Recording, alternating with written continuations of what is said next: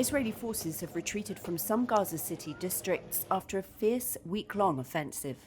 They've left dozens of dead and wrecked homes and roads, residents and rescue services said on Friday. Bodies wrapped in white shrouds and bearing the names of the dead women and men lay on the floor at Al Ahli Hospital. The Gaza Civil Emergency Service said teams had collected around 60 bodies of Palestinians killed by Israeli forces over the past week from the area of Tel al-Hawa and the edges of the Sabra neighborhood in Gaza City.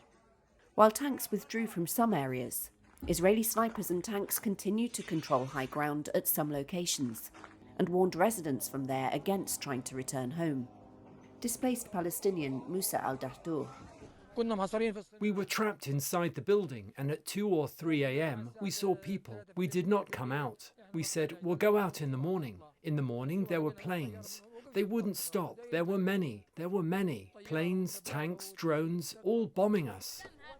He said Israeli forces had detained and interrogated his 2 sons and their wives and children before allowing them to leave. My mother's in a wheelchair, as is my wife. She has metal implants in her arms and legs. My grandson's legs are paralysed. His father carried him on his back. Home to more than a quarter of Gaza's residents before the war, Gaza City was largely razed to the ground in late 2023. But hundreds of thousands of Palestinians had returned to homes in the ruins before Israel once again ordered them out.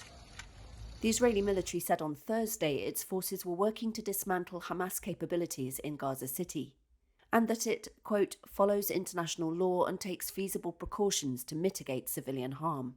The armed wings of Hamas and Islamic Jihad said they killed and wounded many Israeli forces, with anti-tank rockets and mortar fire.